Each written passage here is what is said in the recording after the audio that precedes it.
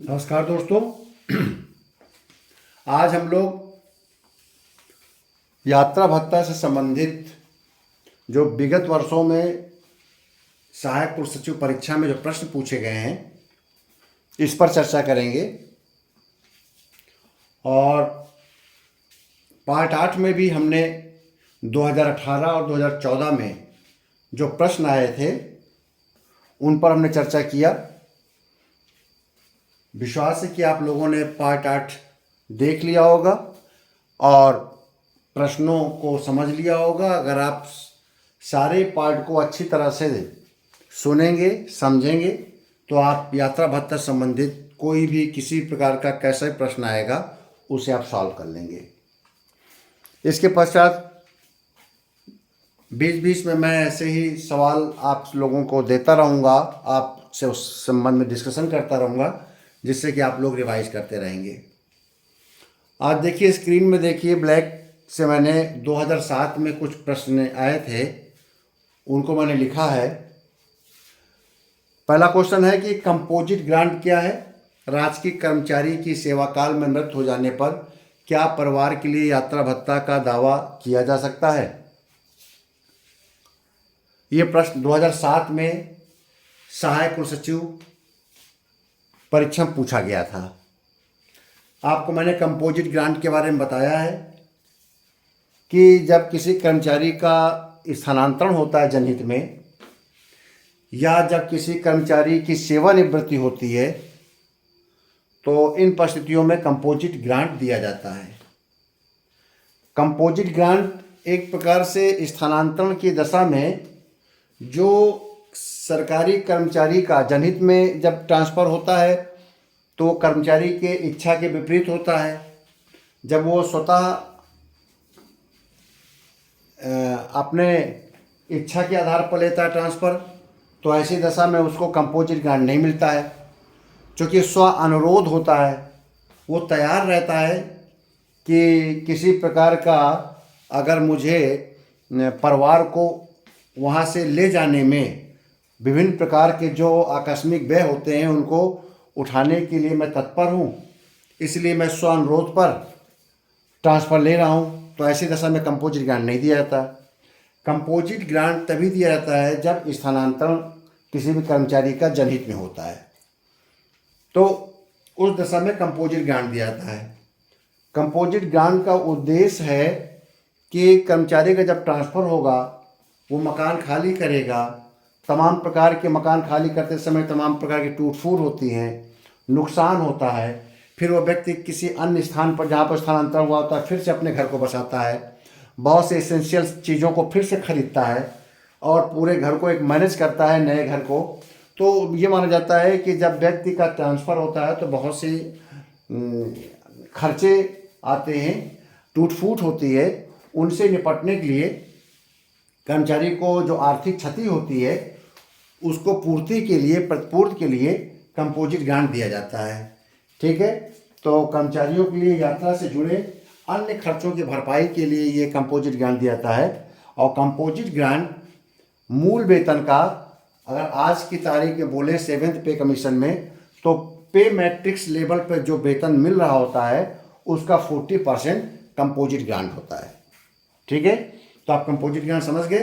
Composite grant मूल वेतन का 40% होता है और यह कंपोजिट ग्रांट शासकीय सेवकों को एक जिले से दूसरे जिले में जनहित में स्थानांतरित होने पर दिया जाता है। ध्यान रहे, आप ये नहीं लिखेंगे कि केवल स्थानांतरित होने पर दिया जाता है। जब जनहित में उनका स्थानांतरण होता है तभी कंपोजिट ग्रांट दिया जाता है। और ये कंपोजिट ग्रांट मूल वेतन का या पे मैट्रिक्स लेवल पर जो वेतन प्राप्त कर रहा है उसका 40%। ध्यान रहे, डीए उसमें शामिल नहीं है, तभी मैं बोल रहा हूँ पे मैट्रिक्स लेवल का 40%।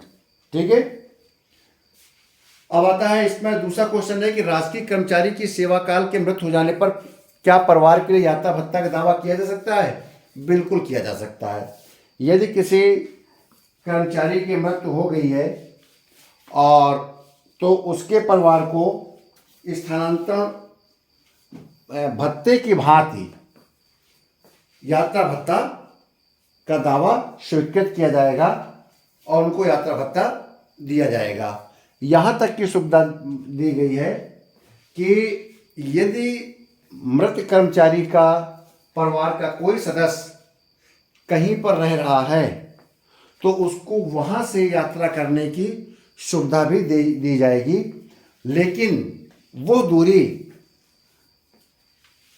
कर्मचारी के मृत्यु के स्थान यानी कर्मचारी जहाँ तैनात है वहाँ से जो उसका स्थायी पता लिखा है सेवा पुस्तिका में उससे दूर नहीं होना चाहिए। उतनी दूरी तक का कोई व्यक्ति कहीं से भी यात्रा करके यात्रा भत्ता ले सकता है। बात समझ में आ गई? नहीं आई तो समझ लीजिए कि कोई व्यक्ति कानपुर से लखनऊ में सेवा कर रहा है और उसका गृह जनपद लखीमपुर खीरी है, तो उसके परिवार को लखनऊ से लखीमपुर खीरी तक का किराया स्थानांतरण यात्रा भत्ता में दे होगा। लेकिन मान लीजिए उसके परिवार का एक व्यक्ति दिल्ली में रह रहा हो, तो दिल्ली में रह रहा है तो उसको भी लखीमपुर खीरी तक, दिल्ली से लखीमपुर खीरी तक यात्रा करने पर यात्रा भत्ता दे होगा। लेकिन लखनऊ से लखीमपुर खीरी की जो दूरी है उससे ज़्यादा दूरी दिल्ली से लखीमपुर खीरी की नहीं होनी चाहिए। अगर होगी भी तो उसको किराया जो दिया जाएगा वो लखनऊ से लखीमपुर खीरी का दिया जाएगा, क्योंकि सेवा पुस्तिका में उसका जो गृह जनपद है स्थायी पता लखीमपुर खीरी लिखा है और वो व्यक्ति लखनऊ में उसका देहांत हुआ है, तो इस दूरी से अधिक का स्थानांतरण भत्ता नहीं दिया जाएगा। लेकिन परिवार का कोई व्यक्ति कहीं पर है, अगर वो चाहे तो अपने गृह जनपद जा सकता है, लेकिन उन्हीं दरों पर जो दर लखनऊ से उसके गृह जनपद की होगी। यानी कि इस उदाहरण बता रहा हूँ मैं, ठीक है। तो ये क्लियर है कि परिवार के लोगों को मृत्यु की दशा में स्थानांतरण जो यात्रा भत्ते की भांति यात्रा करने का पूरा अधिकार होता है। ठीक, अब अगला क्वेश्चन है, एक अधिकारी स्थान एक की यात्रा एक राजकीय वाहन से करता है और चलिए इस चीज़ एक चीज़ और बता दूं मैं कि परिवार के लिए यात्रा भत्ता का दावा किया जा सकता है, तो इसको थोड़ा सा और मैं एलेबोरेट कर दूं, क्योंकि मैंने एक लाइन में बताया कि उसके परिवार को यात्रा करने का पूरा अधिकार है, यहाँ तक कि अन्य स्थान से भी यात्रा करने का अधिकार है, बशर्ते उसके कार्यालय से उसके गृह जनपद की से ज़्यादा की दूरी नहीं होनी चाहिए। दूसरी बात, अगर आप मृत्यु की दशा में परिवार को जाएगा तो उसको जो मृत कर्मचारी जिस श्रेणी का कर्मचारी था और जो उसको सुविधा मिलती थी यात्रा करने में, सेकेंड क्लास स्लीपर या थर्ड एसी या सेकेंड एसी या फर्स्ट एसी, जो भी उसको सुविधा जिस भी सुविधा का वो अनुमान था उस पर उसका परिवार भी यात्रा कर सकता है। तो यानी कि जो वास्तविक किराया होगा वो दिया जाएगा, या वो जिस श्रेणी का अनुमान था कर्मचारी उस श्रेणी में अगर यात्रा करता है तो वो आपको प्रतिपूर्ति कर दी जाएगी। दूसरी बात, उसके मृत्यु की दशा में उसके परिवार को अपना सामान ले जाने का भी अधिकार होगा। जिस प्रकार से सेवा स्थान आपके स्थानांतरण पर सामान को ढोने जो ढुलाई का व्यय होता है, उसी दरों पर आपको मृत्यु की दशा में सामान ढुलाई भी करने का ले जाने का मौका मिलेगा, जिस दरों पर आपको ट्रेन में या माल वाहन से ले जाने को मिलता है।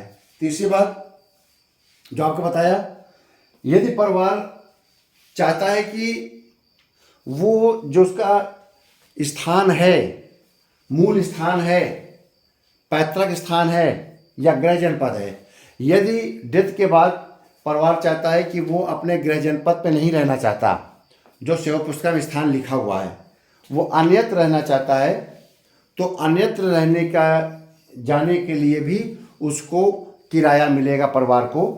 लेकिन ये दूरी सेवा पुस्तिका में या मृत कर्मचारी ने जो घोषित कर रखा है अपने अभिलेखों में अपना गृह जनपद, उससे दूर नहीं होना चाहिए।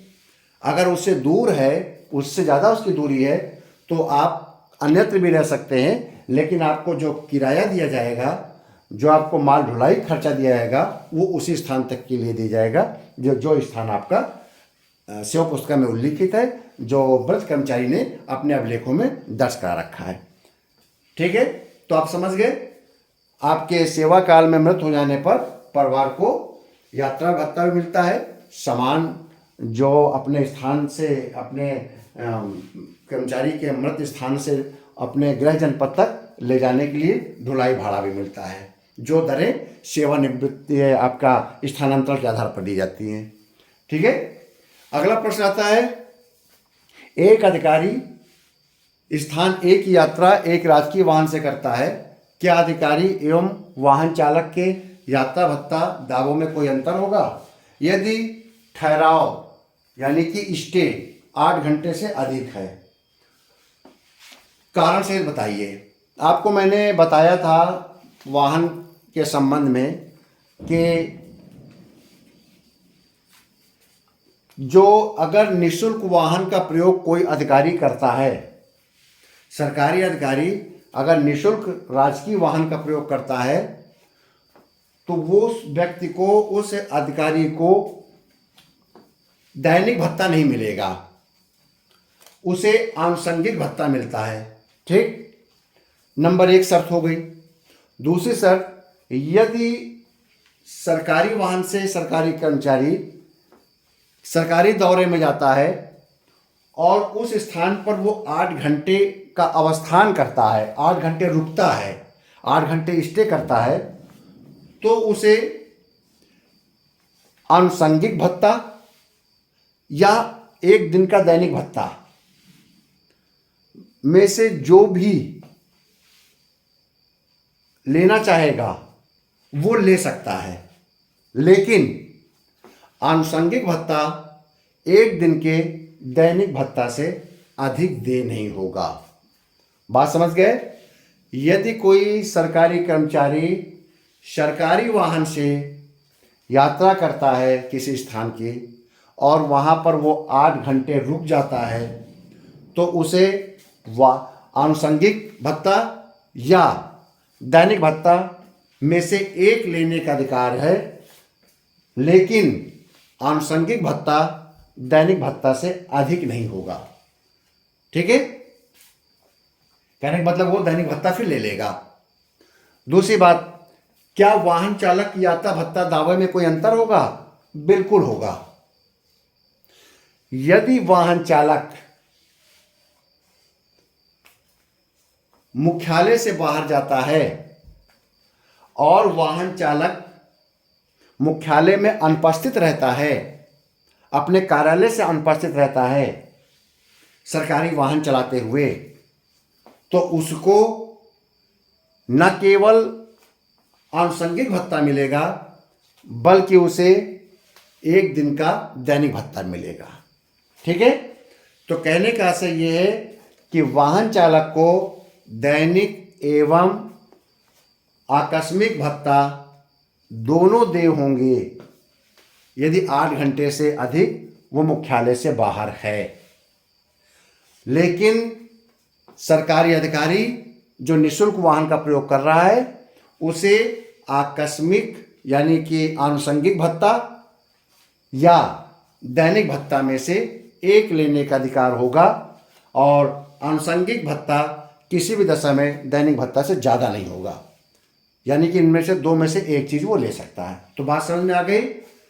सरकारी कर्मचारी को निःशुल्क वाहन का जो प्रयोग करता है वो केवल एक चीज़ लेगा, और राजकीय वाहन जो चला रहा है ड्राइवर जो है उसे दोनों चीज़ मिलेगी, अगर 8 घंटे से बाहर है, 8 घंटे से अधिक वो अपने मुख्यालय से बाहर है। ठीक, अगला क्वेश्चन है, रेलवे स्टेशन से एक कार्यालय की दूरी 15.1 किलोमीटर और कलेक्ट्रेट की दूरी 4.1 किलोमीटर है। उस कार्यालय के लिए एक तरफ का वास्तविक किराया, वास्तविक स्थानीय मील भत्ता कितना होगा यदि स्थानीय मील भत्ते की दर 4 रुपये प्रति किलोमीटर है? यह भी क्वेश्चन 2007 में आया है। तो देखिए, कंफ्यूज किया है। नियम ये है कि स्थानीय मील भत्ते की दूरी कलेक्ट्रेट से तय की जाती है, इसलिए उसने कंफ्यूज कर दिया कलेक्ट्रेट से दूरी दिया है और कार्यालय से भी दूरी दे दिया है। तो उसने कहा कि कलेक्टर जो नियम ये है कि कलेक्ट्रेट से दूरी तय की जाती है शहर की, किसी भी स्थान की। लेकिन आगे यह भी है कि कोई व्यक्ति अगर अपनी यात्रा प्रारंभ करता है तो चाहे वो कलेक्ट्रेट से करे या अपने कार्यालय से करे या अपने घर से करे, तो जो अधिकतम दूरी होगी या जो वास्तविक दूरी होगी उस दूरी से ही हम स्थानीय मील भत्ता देंगे। तो यहाँ पर अधिकतम दूरी जो है, अधिक दूरी है कार्यालय से 15.1 किलोमीटर। तो हम इस नियम का प्रयोग करेंगे। 15.1 किलोमीटर को हम 4 रुपये से गुणा करेंगे तो 60 रुपये 40 पैसे आएगा, वो हम उसको देंगे। आज की अगर पूछते हैं हम कि आज की डेट में क्या है स्थानीय मील भत्ता, तो आप पता होना चाहिए कि वर्तमान में जो 2019 का जियो है उसके अनुसार 10 रुपये प्रति किलोमीटर है लोकल। अगर आप घर से स्टेशन जाते हैं तो 10 रुपये प्रति किलोमीटर दर्ज लेंगे। तो आप समझ में आ गया, आपको 15.1 किलोमीटर को 4 से गुणा कर देंगे, 60 रुपये 40 पैसे दिया जाएगा। 4.1 में 4 का गुणा नहीं किया जाएगा, हमने बता दिया। आप नियम में लिखेंगे कि मुख्यालय कलेक्ट्रेट से दूरी नापी जाती है, लेकिन अगर स्थानीय भत्ते को अगर हम प्राप्त करेंगे तो वो अधिकतम दूरी या वास्तविक दूरी जहाँ से कोई कर्मचारी अपना यात्रा प्रारंभ कर रहा है वहाँ से गणना किया जाएगा। अगर घर से वो कर रहा है तो जो घर से दूरी बन रही है उसको लेगा, और यदि वो मुख्य कार्यालय से जा रहा है स्टेशन तो जो कार्यालय से स्टेशन दूरी है उसको ले लेगा। ठीक है, तो आप बात समझ में आ गए। अगला क्वेश्चन है, एक स्थान की सामान्य यात्रा के लिए क्या भत्ते दिए जाते हैं। तो ये सामान्य यात्रा भत्ता मैं आपको बता दिया था मैंने। सड़क मील भत्ता होता है, ट्रेन मील भत्ता होता है, आपको वायुयान मील भत्ता होता है, ये सब मील भत्ते हैं। यानी कि जो वास्तव में किराया दिया जाता है और उसमें आनुषंगिक व्यय जुड़ा होता है वो दिया जाएगा। नंबर 2, आनुषंगिक भत्ता उसमें जोड़ा जाता है। नंबर 3, आपका स्थानीय मील भत्ता जो कि 10 रुपया प्रति किलोमीटर के आधार पर घर से स्टेशन या घर से एयरपोर्ट या घर से बस स्टैंड और फिर बस स्टैंड या स्टेशन से उतरकर गंतव्य स्थल के लिए जो लिया जाता है वो दे होगा। इसके अलावा दैनिक भत्ता, जब कोई व्यक्ति 8 घंटे से अधिक अपने मुख्यालय से बाहर रहता है या कहीं पर 8 घंटे स्टे करता है, अवस्थान करता है 24 घंटे में, तो 24 घंटे में 8 घंटे का स्टे करने पर एक दैनिक भत्ता दे होता है। 2019 के जियो में आप पूरा सारे तरह लिखी हुई हैं, उनको आप ये पढ़ लीजिएगा, अपने पास रखिएगा, उसको समझ लीजिएगा। ठीक है, तो सामान्य यात्रा भत्ता में ये चीज़ों को हम शामिल करते हैं। अगला क्वेश्चन है, साधारण यात्रा भत्ता और स्थानांतरण यात्रा भत्ता में अंतर कीजिए। तो साधारण यात्रा भत्ता शासकीय कार्य के लिए जब कोई व्यक्ति अपने मुख्यालय से बाहर जाता है और उस पर 8 घंटे का अवस्थान होता है तो ऐसे यात्रा भत्ता को हम साधारण यात्रा भत्ता कहते हैं। जब कर्मचारी का जनहित में एक जिले से दूसरे जिले ट्रांसफ़र हो जाता है तो ऐसे दशा में जो उसको यात्रा भत्ता दिया था उसको स्थानांतरण यात्रा भत्ता कहते हैं। वर्तमान में लागू नियम और शर्तें क्या है मैं आपको बता चुका हूँ। अभी मैंने स्थानीय यात्रा भत्ता के बारे में बात किया साधारण यात्रा भत्ता में, और स्थानांतरण यात्रा भत्ता में बताया चुका हूँ कि उसमें कंपोजिट ग्रांट मिलता है। उसमें आपका स्थानांतरण यात्रा भत्ता में रेल किराया या बस का किराया मिलता है।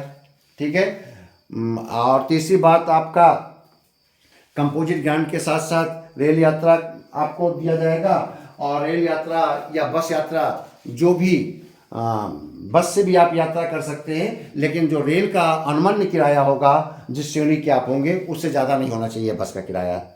ठीक है, आपको उसमें दिया जा सकता है, दिया जाएगा। और तीसरा आपका है माल ढुलाई भत्ता। तो अगर आपका जिले के अंदर ही आपका स्थानांतरण हुआ है तब आपको पैकिंग भत्ता दे दिया जाएगा। जिले के बाहर हुआ है जनहित में तो आपको माल ढुलाई भत्ता दिया जाएगा, और उसकी दरें 2019 के जियो में उल्लिखित हैं, उसको आप देख लीजिएगा। ठीक है, मार्च 2019 का। अगला क्वेश्चन है, सेवानिवृत्त होने के पश्चात अपने निवास तक के लिए की गई यात्रा का बिल अधिकतम किस तारीख तक जमा किया जा सकता है। आपको मैंने बताया है कि सेवानिवृत्त और डेथ की स्थिति में 6 माह के अंदर, रिटायरमेंट होने या डेथ होने के पश्चात परिवार को 6 माह के अंदर यात्रा कर लेना चाहिए। और आता है बिल अधिकतम किस तारीख तक, तो जब 6 माह के अंदर यात्रा कर लेगा तो जिस तारीख को यात्रा करेगा परिवार, उसकी अगली डेट से, यात्रा की पूर्ण करने के अगली डेट से 1 साल के अंदर बिल को कार्याध्यक्ष के पास जमा कर दिया जाना चाहिए।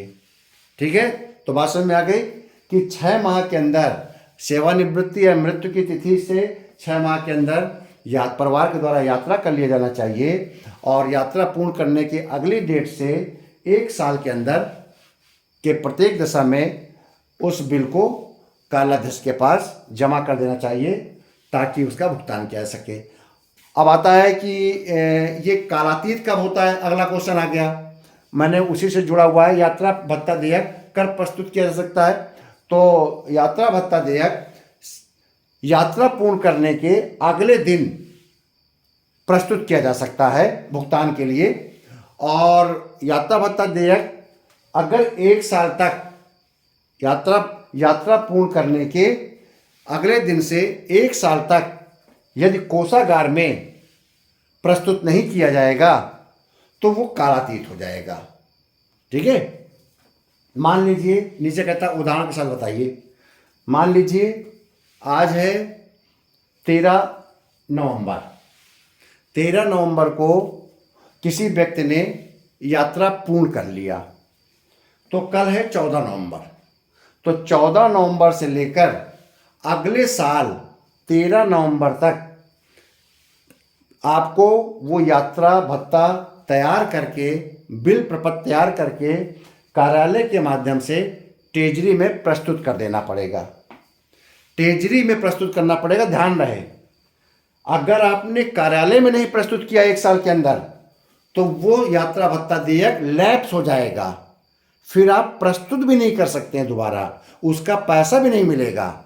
और यदि आपने 1 साल के अंदर प्रस्तुत कर दिया कार्यालयाध्यक्ष के पास कार्यालय में, और कार्यालय ने उसे ट्रेजरी में प्रस्तुत कर दिया 1 साल के अंदर, तो वो कालातीत नहीं होगा, उसका भुगतान हो जाएगा।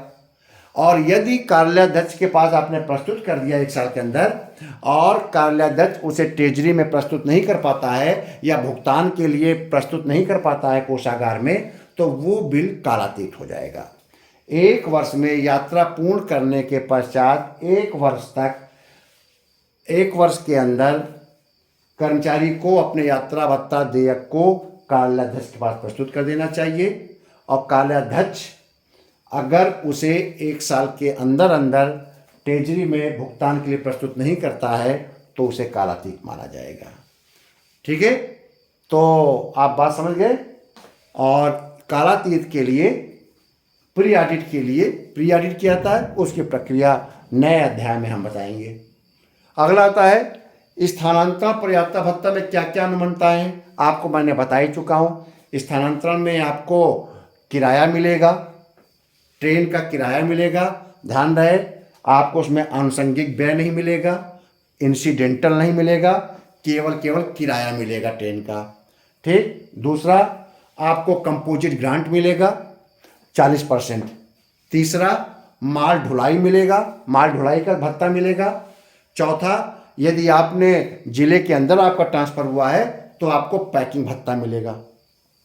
ये आपको अनुमान होंगे। तो आप समझ गए ट्रेन। हाँ, आपको लोकल जो आपको जिसे हम कहते हैं स्थानीय मील भत्ता, स्थानीय मील भत्ता आपको देना ही होगा। केवल ट्रेन का किराया मिलेगा, क्योंकि आपको 40% कंपोजिट ग्रांट मिल रहा है, इसलिए आपको केवल किराया मिलेगा। आपको स्थानीय मील भत्ता 10 रुपये प्रति किलोमीटर के हिसाब से घर से और ट्रेन तक, स्टेशन तक जाने का नहीं मिलेगा। ठीक है, इंसिडेंटल नहीं मिलेगा, 70 पैसे, 50 पैसे, 30 पैसे के रेट से जो दिया जाता है वो नहीं मिलेगा। ठीक है, तो ये आपको कंपोजिट ग्रांट, परिवार और कर्मचारी का किराया, जिस श्रेणी का वो उपभोग करता है, या वास्तविक किराया जो कम है इनमें से। तीसरा आपको पैकिंग भत्ता अगर ज़िले के अंदर ट्रांसफ़र हुआ है। चौथा माल भाड़ा का जो व्यय आप करेंगे तो जो ट्रेन का अनुमान है माल भाड़ा व्यय वो दरें आपको मिलेंगी। वो दरें आपके ग्रेड पे या पे मैट्रिक्स लेवल पर डिपेंड करता है। 2019 की जीओ को आप देख लीजिएगा, जिस लेवल का व्यक्ति होगा उसी लेवल पर उसको उतना वजन ले जाने का अधिकार होगा। तो आप ये बात समझ में आ गए। अगला क्वेश्चन इसमें था कार्मिक के स्थानांतरण पर उसके परिवार को नए तैनाती स्थल पर ले जाने की क्या क्या सीमा है। तो इसके लिए आपको मैं पहले लिखवा चुका हूँ और आप मैंने लेक्चर दे रखा है कि यदि किसी कर्मचारी का ट्रांसफ़र होता है तो वो कर्मचारी रिलीव होने के 1 महीने पहले परिवार को स्थानांतरण के स्थान पर या अन्यत्र भेज सकता है। नंबर 1। नंबर दूसरी बात, रिलीव होने के 1 साल बाद तक, 1 साल के अंदर तक, बाद गलत शब्द है, 1 साल के अंदर तक वो परिवार को ले जा सकता है। यानी कि रिलीव होने के 1 महीने पहले से लेकर 1 साल के अंदर तक वो परिवार को नए स्थान पर भेज सकता है। ठीक, तो ये आपका इस प्रश्न का उत्तर हो गया। कार्मिक के स्थानांतरण पर उसके नए तैनाती स्थल पर ले जाने की क्या क्या सीमाएं हैं। यात्रा भत्ता के प्रसंग में निम्नलिखित को स्पष्ट कीजिए। यात्रा भत्ता, परिवार दैनिक भत्ता, स्थानांतरण यात्रा भत्ता, ये टिप्पणियां आपको मैं पहले बता चुका हूं और आपके नोट्स में लिखा है, इसको आप पढ़ लीजिएगा। तो मुझे विश्वास है कि आपको ये पूरा जो वीडियो आज का आपको अच्छी तरह समझ में आया होगा। अगर इसमें से किसी बिंदु पर आपकी कोई क्वेरी हो तो ज़रूर आप अपने कमेंट्स बॉक्स में अंकित कीजिएगा। बहुत बहुत धन्यवाद।